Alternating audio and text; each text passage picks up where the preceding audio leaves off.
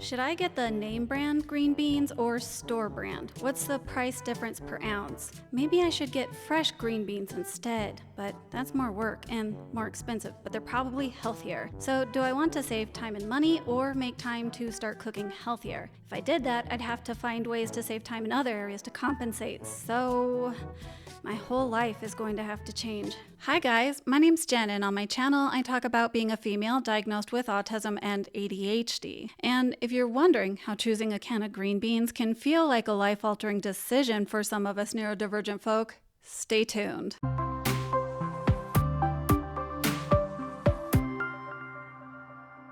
If you're new here, hi, I'm so glad you've decided to check out my channel. And if you're a returning viewer, welcome back. I'm so glad to see you again. Well, I mean, figuratively see you. I can't actually see you. Or can I? Anyway, if you're anything like me, you might experience a lot of anxiety when trying to make decisions, ranging from the big life-altering ones to the teeny tiny inconsequential ones. And if this is something you struggle with, you're not alone. Many adults with autism and ADHD report having difficulties with real-life decision-making. And as my modus operandi would have it, I figure if I struggle with something in my daily life, chances are a lot of you out there do too. So that's the reason I've decided to do a video on this topic. But my experiences are just that. My own experiences, and technically they're the only thing I can claim to be an expert in, which means we've reached the disclaimer portion of my video where I have to tell you I'm not a medical or mental health professional. I'm just a girl on YouTube that does basic research and intertwines it with my own lived experiences. I always try to link to my resources so you can go back and check them out for yourself and make your own informed conclusions. So, with that said, there is a lot of evidence that shows that those with autism and ADHD are indeed more likely to significantly struggle with real-life decision-making. And considering the fact that adults face over 33,000 decisions a day, those of us who struggle in this area have a major challenge on our hands. Granted, many of those are daily mundane decisions that don't require a ton of thought or micro-decisions that are put on autopilot, but the challenges of decision-making are still reportedly amplified for us neurodivergent folk. Now, don't get me wrong. Everyone can struggle making decisions from time to time, especially for the big life-altering ones where there's a lot at stake. But the causes and impact are very different for those of us with neurodevelopmental differences. Unfortunately, most studies focus on children, and only recently have psychologists begun to appreciate the complex challenges faced by an entire lost generation of more capable adults on the spectrum. And that's a problem, especially in areas like this, where the decisions faced by adults have more potential to affect the lives of those around them, like their spouses and children. But while the research on a lot of areas for adults may be sparse, it does exist. And we'll get into those details later on in this video. But to summarize for now, adults on the spectrum reported having greater struggles when decisions needed to be made quickly involved a change of routine or talking to others. They also experienced significant levels of anxiety and depression in decision-making and were more likely to avoid decisions altogether. And those with ADHD might struggle with procrastination, perfectionism, impulsivity, and distractions. Now, does any of this mean we're less intelligent than our neurotypical peers? Absolutely not.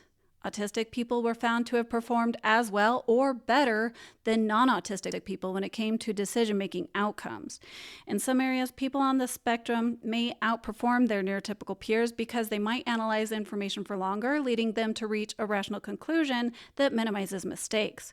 They may approach decision-making with a more logical and less emotional mindset. I did an entire video on an example of this that showed how people with autism were more likely to make more rational and economic selections in their purchasing decisions. So I'm not saying we're all smarter than our neurotypical peers, nor am I saying we're less intelligent than our neurotypical peers. I'm simply saying that having autism or ADHD doesn't mean we lack critical thinking skills. Neither condition is directly related to intelligence. So what's the problem then if we can perform as good as or even better than our peers in this area? Because the problem isn't necessarily the outcomes. It's the anxiety, the exhaustion, procrastination, and avoidance we all experience that wasn't covered by some of this research. This creates a propensity for many of us to put off or avoid decisions altogether. It's sometimes referred to as analysis paralysis. It might make you feel better to know that many successful people experience analysis paralysis, despite the fact that they are well informed and can make logical arguments. But it has a potential to hold us back in many areas of our lives. So we're going to take a look at why we do this, then we'll explore some possible solutions that you and your loved ones can put into practice to help overcome it. But first, I want to share how this whole decision-making issue presents challenges in my own life. Why? Well, because I feel it helps to paint the reality and application of these struggles in a way that academic literature just kind of falls short of, in addition to helping others feel less alone. So for me personally, whenever I'm overwhelmed with too many choices, I will oftentimes simply shut down completely until a solution presents itself or the issue simply expires and is no longer relevant, which naturally eliminates that need to make a decision. Like leaving that one can of soup in your pantry because you don't want to waste it and figure you'll find a use for it someday until it eventually passes the expiration date and you have to throw it out. But part of you is secretly relieved because now you don't have to try to think of a use for it anymore. And as you can imagine, this has caused me undue stress and anxiety. It has also caused me to sit in the muck and mire of a less than desirable situation because I'm not able to move out of it. And a perfect example of this was from my days of being a business owner. I had gotten to a point where I had successfully run my business for over a decade and had even hired several employees over that time. But I got to a point of burnout and stress that began to have a heavy impact on my well-being. So naturally, I started thinking about changing directions and doing something different with my life. But hello, autism, change is scary. I would think about the pros and cons almost daily, but I just couldn't get my feet to move left or right. I felt like I should do something to get out of Mediocreville by directing my energy into either growing my business or in letting it go so I could invest that energy elsewhere. But rather than making a decision, I just stood still in a miserable mediocrity where I wasn't doing either one. I did finally end up selling my business when someone came to me out of the blue and made an offer to buy it. So, like I was describing earlier, it took someone coming in and pushing me towards a decision in a way that I wouldn't have sought out on my own. But what if that wouldn't have happened? Would I still be stuck in that melancholy land of non-decision to this day? Quite possibly, yes. And I wouldn't be here talking to all of you right now. And for many of us, having too many options is a fast track to overwhelm and shutdown. Not to mention that there's a concept in psychology called paradox of choice, which suggests that an abundance of options actually requires more effort to choose and can leave us feeling unsatisfied with our choice. Take the time I recently went to a boba tea shop, for instance. I was faced with way too many options. What size do I want? And what are the price differences per ounce?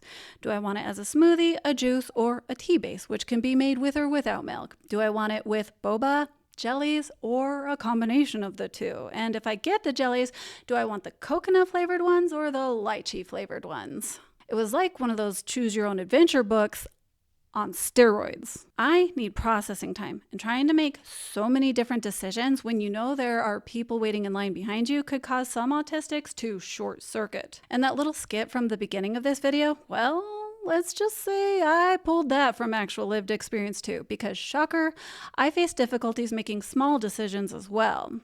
Because when you're autistic and need sameness and routine, even the smallest decisions can seem like they will have the butterfly effect of disrupting how you do things in everyday life. Now, don't get me wrong, I can and do make decisions all the time. If I didn't, I would still be at the grocery store right now trying to figure out which can of green beans I wanted to buy.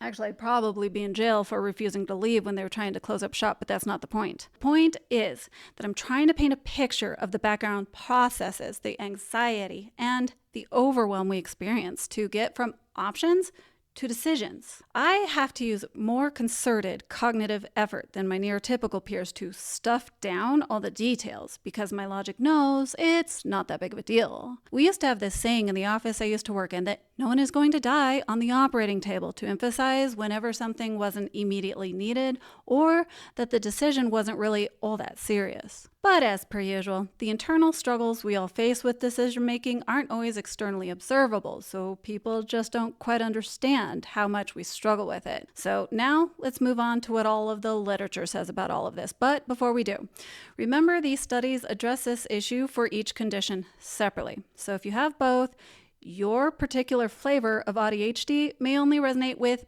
bits and pieces from each category, while not resonating with other traits at the same time, because it's not at all uncommon for one condition to compensate for the other one in certain areas. So let's start by looking at why people with ADHD struggle with decision making, because ADHDers pretty much invented the term analysis paralysis. An article from the Cleveland Clinic says there are 3 types of ADHD paralysis that can keep us from completing tasks and making decisions.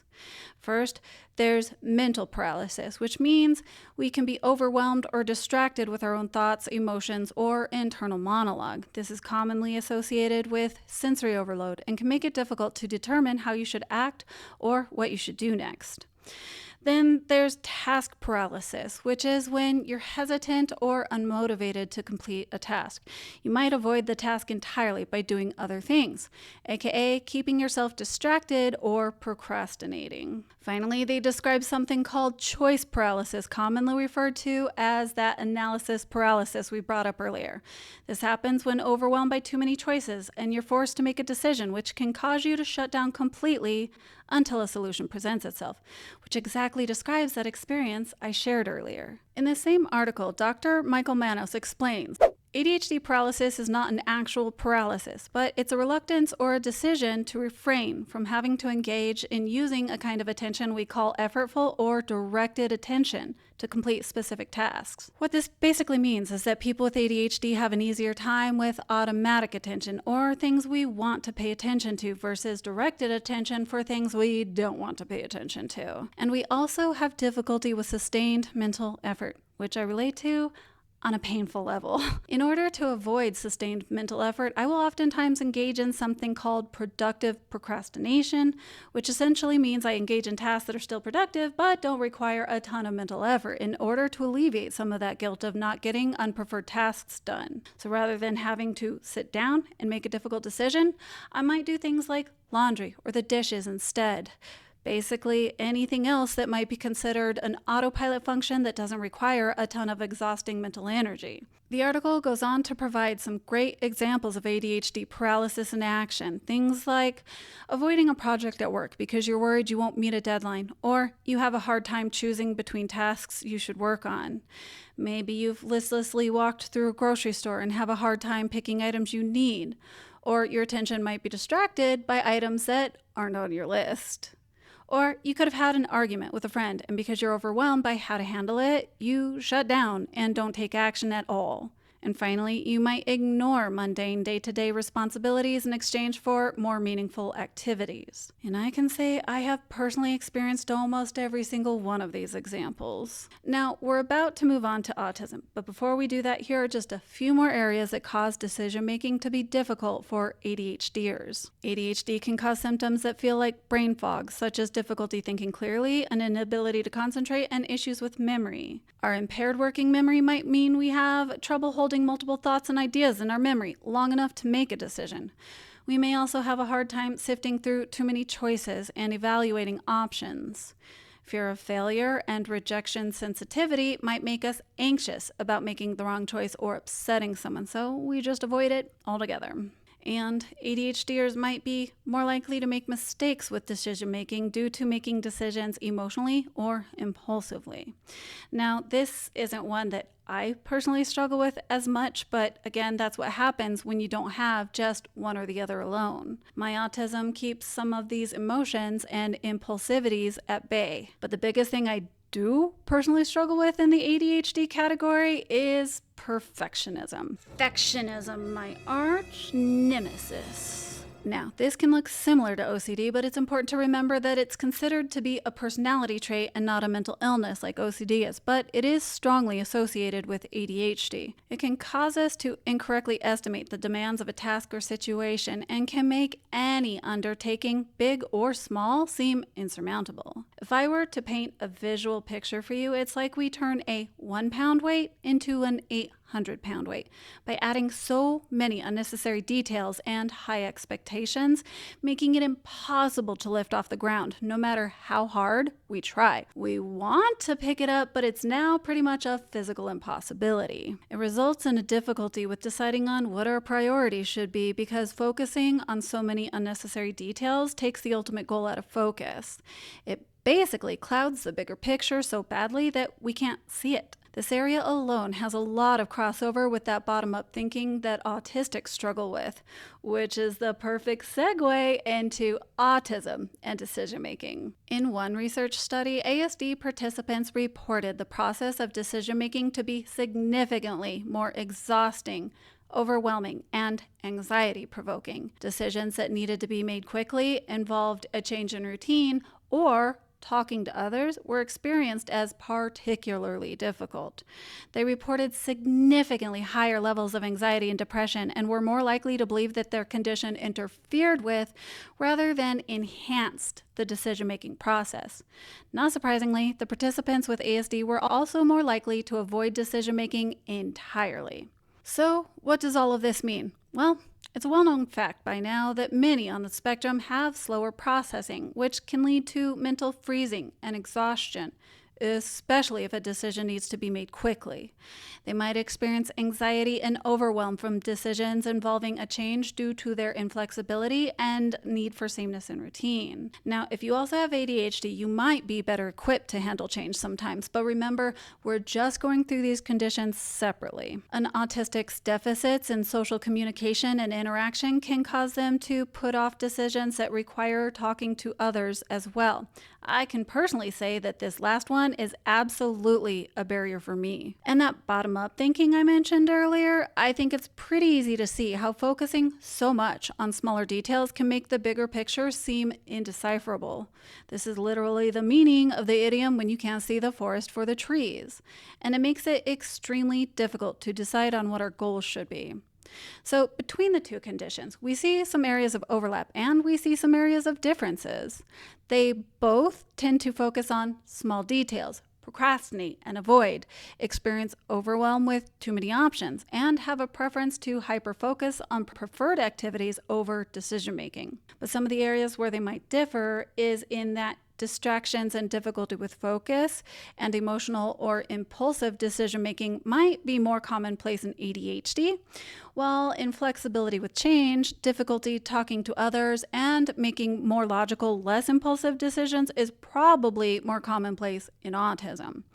In areas where the two conditions overlap, where the outcomes look the same, the causes might differ. Like when we say both are overwhelmed when presented with too many options, that might be due to slower processing speed in autism or impaired working memory for ADHD. But for both groups, I can confidently say that the mental baggage we bring to the table probably plays one of the biggest roles. And what do I mean by this? Well, it means that we're all constantly carrying a large, heavy burden in our minds because they're full to the brim with details that overwhelm us. We are constantly working overtime in the cognitive labor department because our brain wiring makes us process so much more information about the world around us. We notice and hang on to small details that others don't. We're more affected by the sights, sounds, and smells of our environments, and our executive functioning challenges mean we have to have extra programs installed to execute even the simplest of tasks that may come so easily to others. It's like we have too many programs running at once, clogging up precious RAM space in our brain to the point that when we try to run that decision.exe application, it's either delayed or it causes the system to crash altogether. Basically, overwhelm seems to be our constant state of existence. Trying to make a decision becomes like trying to find a needle in a haystack. While neurotypicals have a clean workspace so they can easily spot the decision, pick it up, and move on with their lives, us neurodivergents are sifting through a messy, cluttered workspace, and we can't seem to find that dang decision amongst all the noise to save our lives. So, what are some of the ways to combat our struggles in this area? Let's start by how the associates, friends, and loved ones of neurodivergent people can help out. First, recognize that delayed processing might mean you need to give them more time to make a decision. Eliminate options by not asking, open-ended questions and giving them a few options to choose from instead. An example, rather than saying, "What do you want to do for dinner?" you might say, "Would you like spaghetti or tacos for dinner?" Eliminate unnecessary information to help keep their focus on the bigger picture. And this might feel a little controversial, but it might help if you just made decisions for them from time to time. Now, this doesn't mean we're going to start telling the neurodivergent people in our lives what to do, but you can have an open discussion with them about this to find areas where it might be welcomed. Or you can just ask them on a case-by-case basis, "Hey, do you want me to just make the decision for you here?" This alone could take a huge load off their shoulders. You can also help by giving them support and encouragement. Research has found that part of the added difficulties of decision making was one's own level of confidence in making a decision. So, offering support in this way is likely to be very beneficial. And finally, be patient and understanding. Look, if we could wave a magic wand and not struggle in this area, we would. The last thing we need is someone to be overly critical or cruel, because trust me, we've got that covered. We are critical enough of ourselves as it is. We don't need you to add to it. Now, let's look at a few ways we can help ourselves. First would be to actually identify our goals. Once an objective is clearly defined, the decisions are more about how you will achieve the goal rather than on deciding which goal to achieve. And let me tell you what a confronting light bulb moment this was for me. I realized I often just have this faceless, ambiguous idea in my head of what I actually want to accomplish. But if I have no idea where I'm going, it's impossible to navigate which route I should take to get there. And when you set those goals, make them clearer. Rather than saying, "I want to read more," say, "I will read 10 pages a day." Provide yourself additional time to make a decision. Say your options out loud, either to yourself or to someone else. Sometimes just vocalizing them out loud rather than internalizing them in your head makes them seem more tangible and concrete. And while talking to others about decisions we need to make can be hard, if you do have someone you can trust that you can bounce ideas off of, they might be able to give you some fresh perspectives or reassurance that you couldn't have procured from internal sources. Address general anxiety by deciphering fact from opinion. It can be helpful to squash vague fears by asking yourself, what's the worst that can happen? Many times, confronting worst possible outcomes head on will help you see that it's actually not all that bad. If you struggle with perfectionism, employ the good enough mentality. Try to keep the goals of satisfactory and sufficient at the forefront of your mind. Make small decisions ahead of time. This might be laying your outfit out for the next day or pre-packaging meals. Present options to yourself through a gain frame instead of a loss frame. In other words, don't ask yourself what you'll lose by making a decision, but rather what you will gain by making a decision. If you have ADHD, it might be helpful to gamify everyday tasks and decisions into mini games, complete with rewards, challenges, and progress tracking. And I know no one wants to hear this last one, but that is diet and exercise. Eating more lean proteins, complex carbohydrates, and omega-3s helps all of us with our cognition and decision making, and research has shown that even a brisk 10-minute walk per day can have huge health benefits. Now, I know this is an area of struggle for many of us. People with autism might have a limited diet due to sensory sensitivities, and people with ADHD might seek outside stimulation and dopamine through food consumption. Put the jelly beans down, Jennifer.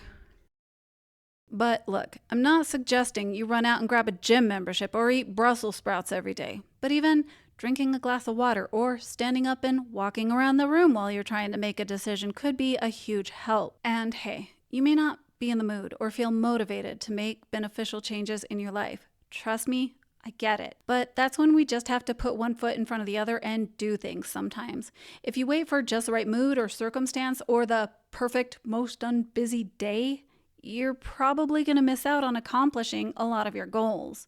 So don't feel bad if you don't feel motivated to do things. We all struggle with that. Sometimes we just have to push past that and force ourselves to take one step at a time. Then you might be surprised to find you get in the mood once you've made yourself take that first step. Now, as per usual, I've tried to consistently use words like some of us, sometimes, often, or usually throughout this video, because not all neurodivergents are the same.